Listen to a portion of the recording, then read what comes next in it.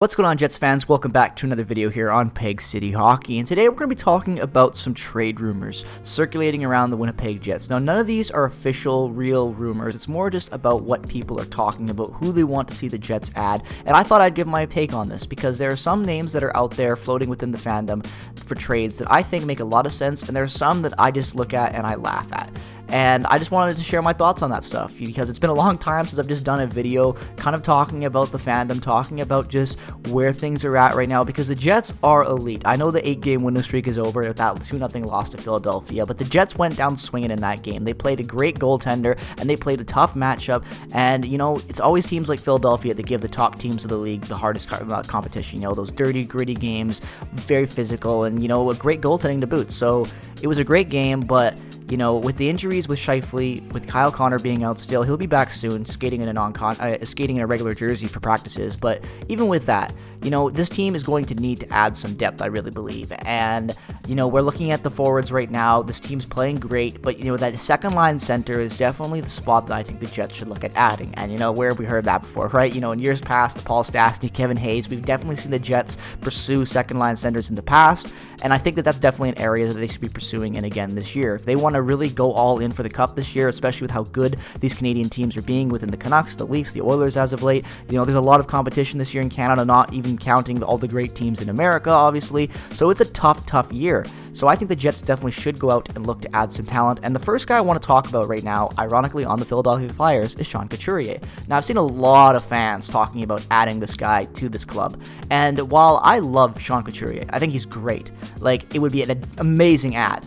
You know, you look at the points he's having this year with Philadelphia. You know, you look at Philadelphia in the standings too. They're playing pretty good as of late. Those 29 points in 40 games after missing that almost the entire year last year. Actually, the entire year last year. He's rebounding exceptionally well. But the big thing with Sean is that you're going to have to look at the long-term cap effects that he will have if you trade for him, you know, because this is a man on a very hefty contract. And even though the Jets like to add players with terms, you look at Nino Niederreiter last year. He had a year left. They re-signed him this year. Look at Sean Couturier's contract structure right now.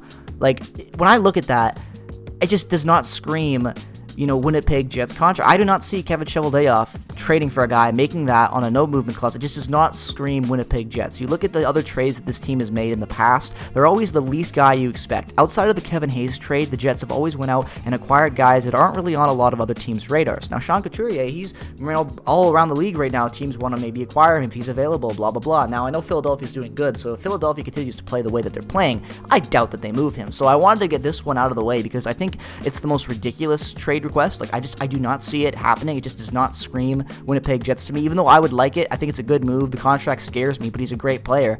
It doesn't make sense for me when you really look at the long-term, you know, cap structure and everything with the Jets. You've got so many young players coming up that could be really good and elite, and if they turn out, you're gonna have to pay them. And having Sean Couturier on the books at $7.5 million is just not the right fit. Now, Claude Giroux, on the other hand, I think is the perfect fit. Claude Giroux is the other side of this trade talk. You know, there's the yin and the yang, you know, and he is the one that I want. If you're talking about players just purely for skill with experience, Claude Giroux checks every box in my opinion. Not only is he a great leader, he is one of the best centers of the last 20 years. Like, this is a amazing center, man. That's won gold with Team Canada, like an elite member, a Hall of Famer without a doubt. You know, when you look at the year he's having on a terrible Ottawa Senators team, 35 points in 38 games. Analytically, he's insane.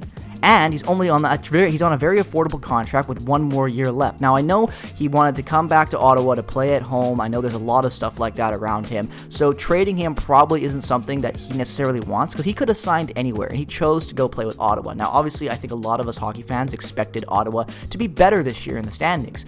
They aren't, you know, and that sucks. You know, you always want to see Canadian teams playing well. But at the end of the day, if the Senators were smart, especially with the way that Giroux's playing, and the fact that they kind of, you know, are looking for a direction change potentially, they could trade him. You know, you could move out a veteran guy like that that's playing great, shake up the younger guys, you know, try to get them moving. Like, I don't know, you know, at the end of the day, I'm not a manager, but I think that there could be a way that Claude Giroux could be out on the deadline. You know, he's such a good asset on an affordable contract, you know, a great veteran presence, a guy that's been all around. I think a team would love him. And that same goes for Elias Lindholm.